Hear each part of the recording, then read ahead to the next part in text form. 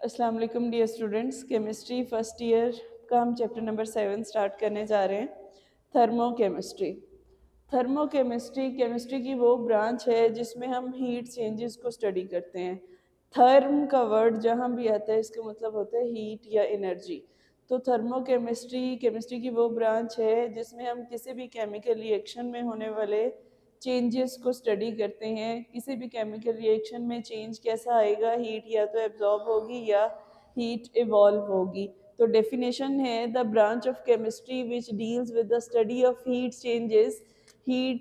Changes in a chemical reaction is called thermochemistry. Therm means heat या energy.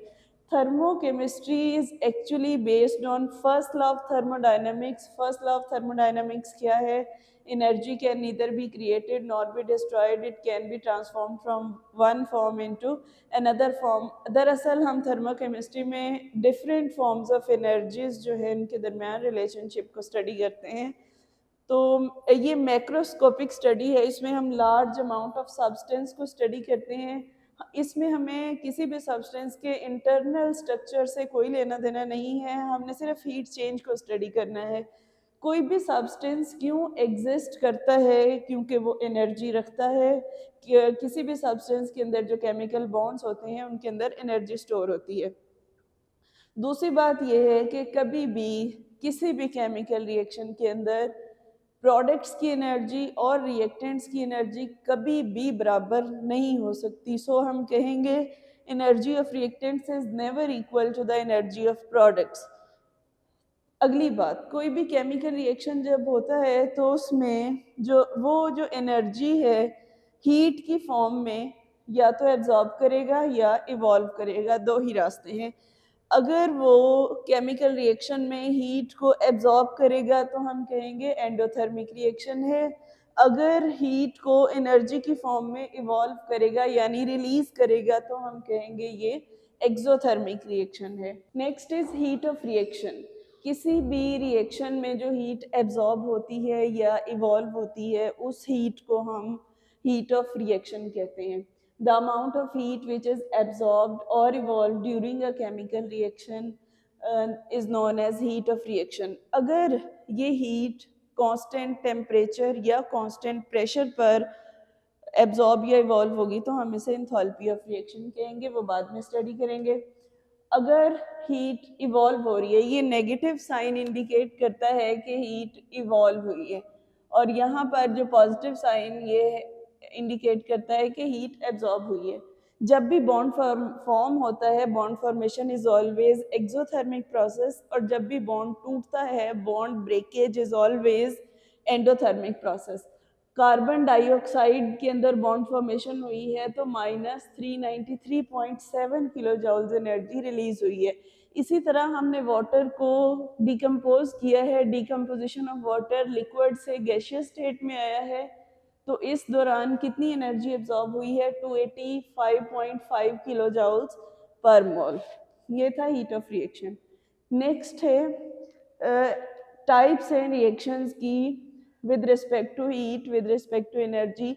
दो तरह के रिएक्शंस होते हैं, endothermic reaction and exothermic reaction. ये एक इम्पॉर्टेंट शॉर्ट क्वेश्चन है, differentiate endothermic reactions from exothermic reaction. So exothermic reaction एक ऐसा रिएक्शन होता है जिसमें heat is evolve from the system, जिसमें सिस्टम से हीट इवॉल्व होती है, रिलीज होती है। और ऐसा रिएक्शन जिसमें सिस्टम हीट को एब्जॉर्ब करता है, सिस्टम का मतलब जो रिएक्टेंट्स हैं वो हीट को एब्जॉर्ब करेंगे फिर रिएक्शन होगा, तो उसे कहेंगे endothermic reaction. So heat is absorb. यहाँ पर जो इंथैल्पी चेंज होगा, ये वाला जो साइन है ये नेगेटिव होगा। एक्सोथर्मिक रिएक्शन में नेगेटिव साइन इंडिकेट करता है कि हीट रिलीज हुई है।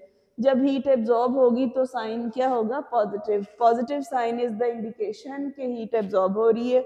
यहाँ पर एक्सोथर्मिक रिएक्शन में heat of reactants is greater than the heat of products. Reactants के पास इतनी एनर्जी होगी कि वो अपनी एक्सेस यानी एक्स्ट्रा एनर्जी को रिलीज करेंगे, फिर प्रोडक्ट्स बनाएंगे। इट मीन्स रिएक्टेंट्स की एनर्जी ज़्यादा है प्रोडक्ट्स की एनर्जी से। तो हम शॉर्ट फॉर्म में यूँ लिखेंगे, एंडोथर्मिक रिएक्शन में रिएक्टेंट्स की एनर्जी कम थी, तो इन्होंने हीट को एब्जॉर्ब किया। हीट को एब्जॉर्ब करने के बाद प्रोडक्ट्स बने, तो प्रोडक्ट्स की एनर्जी ज़्यादा है एज कम्पेयर टू रिएक्टेंट्स, तो हम कहेंगे heat of products is greater than the heat of reactants. Exothermic reaction में अगर हम सिस्टम का टेम्परेचर देखें तो पहले सिस्टम का टेम्परेचर ज़्यादा होता है, temperature of the system rises, फिर वो अपने एक्सेस एनर्जी को रिलीज करता है और फिर उसका टेम्परेचर फॉल्स डाउन होता है।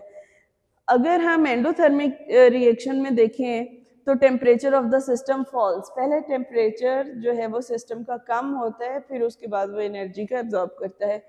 यहाँ पर एक्सोथर्मिक रिएक्शन में number of bonds form is greater than the number of bonds broken, bonds ज़्यादा बनते हैं as compare to the number of bonds broken, जितने ज़्यादा बॉन्ड्स बनेंगे उतनी ज़्यादा एनर्जी रिलीज होगी। यहाँ पर एंडोथर्मिक रिएक्शन में number of bonds broken is greater than the number of bonds form. Bond breakage is always endothermic process, जितने ज़्यादा बॉन्ड्स हमें तोड़ने पड़ेंगे उतनी ज़्यादा एनर्जी रिक्वायर्ड होगी, तो एंडोथर्मिक रिएक्शन में हमेशा हीट एब्जॉर्ब होती है, इसलिए greater amount of energy is required. Mostly जो स्पॉन्टेनियस प्रोसेस होते हैं मोस्टली वो एक्सोथर्मिक होते हैं, और जो नॉन स्पॉन्टेनियस प्रोसेस होते हैं वो एंडोथर्मिक होते हैं। What are spontaneous and non spontaneous हम नेक्स्ट पढ़ेंगे। एग्जाम्पल्स हैं एक्सोथर्मिक रिएक्शन की, formation of carbon dioxide, and endothermic reaction की एग्जाम्पल है formation of nitric oxide gas. Nitrogen और ऑक्सीजन जब आपस में मिलते हैं तो इसके लिए 180.5 किलो जूल्स पर मोल एनर्जी रिक्वायर्ड होती है। नेक्स्ट है स्पॉन्टेनियस रिएक्शन और non spontaneous reaction. Spontaneous process या स्पॉन्टेनियस रिएक्शन एक ऐसा प्रोसेस होता है जो खुद ब खुद होता है। इस प्रोसेस के लिए किसी एक्सटर्नल असिस्टेंस की, किसी बैरूनी मदद की कोई ज़रूरत नहीं होती, ये नेचुरल होता है। और नॉन स्पॉन्टेनियस प्रोसेस ऐसा प्रोसेस होता है जिसके लिए हमें एक्सटर्नल असिस्टेंस यानी एक्सटर्नल एड देनी पड़ती है, हम कोई बैरूनी मदद देंगे तो प्रोसेस होगा, अदरवाइज नहीं होगा। सो डेफिनेशन है स्पॉन्टेनियस प्रोसेस की, a process which takes place on its own, खुद ब खुद होगा, विदाउट एनी एक्सटर्नल या आउटसाइड असिस्टेंस, और ये नॉन इक्विलिब्रियम स्टेट से इक्विलिब्रियम स्टेट की तरफ मूव करेगा स्टेबल होने के लिए।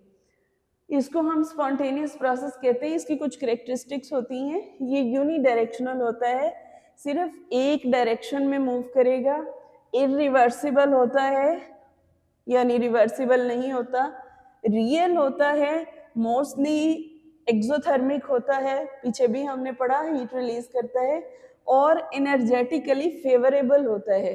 कोई भी प्रोसेस जो एनर्जेटिकली फेवरेबल होता है वो नेचुरल होगा, खुद ब खुद हो जाएगा। इसकी अगर हम एग्जांपल्स देखें तो flow of water down hill, पानी जब ऊंचाई से, हाइट से नीचे गिरता है तो उसके लिए किसी को किसी असिस्टेंस की ज़रूरत नहीं होती, खुद ब खुद नीचे की तरफ आता है पानी, तो इसको हम कहेंगे flow water down hill is an example of non spontaneous process. Rusting of iron, iron को जंग लगना भी स्पॉन्टेनियस प्रोसेस है। कैसे? आयरन को एयर में बहुत सारा मॉइस्चर होता है, तो वाटर और मॉइस्चर के साथ आयरन जैसे ही कांटेक्ट में आता है तो उसकी रस्टिंग स्टार्ट हो जाती है। न्यूट्रलाइजेशन रिएक्शन की बात करें तो एसिड और बेस को जब भी आप मिलाएंगे आपस में तो सॉल्ट और वाटर बनेगा, स्पॉन्टेनियस है। Burning of candle is also spontaneous process. ये कैसे स्पॉन्टेनियस है? कुछ केमिकल रिएक्शंस ऐसे होते हैं जिनको हमें एक दफ़ा स्टार्ट कराना पड़ता है, उसके बाद वो खुद ब खुद प्रोसीड होते हैं, ऐसे रिएक्शंस को भी स्पॉन्टेनियस प्रोसेस कहा जाता है। जो बर्निंग ऑफ कैंडल है इसमें हमें एक दफ़ा इसको बर्न करने की ज़रूरत होती है, उसके बाद वो खुद ब खुद जलती रहती है, लिहाजा इसको भी बर्निंग ऑफ कैंडल को स्पॉन्टेनियस कहा जाता है। नॉन स्पॉन्टेनियस प्रोसेस क्या होता है? ऐसा प्रोसेस जो खुद ब खुद नहीं होता बल्कि इसके लिए आउटसाइड असिस्टेंस रिक्वायर्ड होती है। A process which does not take place on its own without any outside assistance is called non-spontaneous process. ये रिवर्सिबल होता है, इसकी डायरेक्शन को चेंज किया जा सकता है, मोस्टली एंडोथर्मिक होता है। इसके लिए एनर्जी एब्जॉर्ब होती है, does not occur in nature, यानी ये नेचुरल नहीं होता। उसके बाद इसकी जो एग्जांपल्स हैं, इवेपोरेशन ऑफ वाटर, वाटर को लिक्विड स्टेट से गैसियस स्टेट में लेके जाएंगे तो एनर्जी देनी पड़ेगी, हीट एब्जॉर्ब होगी। यहाँ पर प्लस का साइन इंडिकेट करता है कि ये एंडोथर्मिक रिएक्शन है, प्लस 44 किलो जाउल्स पर मोल। दूसरी एग्जांपल है पंपिंग ऑफ वाटर अपहिल, पानी को नीचे से ऊपर लेके जाना है। इसकी बहुत सादा सी एग्जांपल है, जब हमें पानी टैंकी में भरना होता है तो हमें मोटर चलानी पड़ती है। इट मीन्स कि जो हम मोटर है वो एनर्जी की एक फॉर्म है, इलेक्ट्रिसिटी यूज़ करनी पड़ती है, उसके बगैर हम पानी को ऊंचाई पे नहीं ले जा सकते। तो pumping of water uphill is an example of non spontaneous process, flow of heat from colder body to hotter body. किसी कोल्डर रीजन से कम हीट वाले रीजन से अगर आप ज़्यादा हीट वाले रीजन की तरफ हीट को फ्लो कराएंगे तो ये भी अगेंस्ट द नेचर हो रहा है, तो ये भी नॉन स्पॉन्टेनियस प्रोसेस की एग्जांपल है। नेक्स्ट और लास्ट एग्जांपल है फॉर्मेशन ऑफ नाइट्रिक ऑक्साइड। हमारे पास जो एनवायरनमेंट है, आपको पता है एटमॉस्फेयर में 78% नाइट्रोजन होती है और 21% ऑलमोस्ट ऑक्सीजन होती है, 20.9%। ये आपस में रिएक्ट नहीं करते नॉर्मल हालात में। जब लाइटनिंग होती है, जब थंडर स्टॉर्म होता है, तो थंडर स्टॉर्म की जो लाइटनिंग होती है वो इन दोनों को फिक्स करती है। फिक्स करने का मतलब है वो इनके लिए कैटलिस्ट का काम करती है और नाइट्रिक ऑक्साइड गैस बनाती है। हम कह सकते हैं लाइटनिंग ऑफ थंडर स्टॉर्म से ये बनती है, या फिर हमें 180.5 किलो जूल्स पर मोल एनर्जी देनी पड़ती है। आज का लेक्चर हम यहाँ पे स्टॉप करेंगे, कल हम इंशाल्लाह इससे आगे पढ़ेंगे। Thank you so much.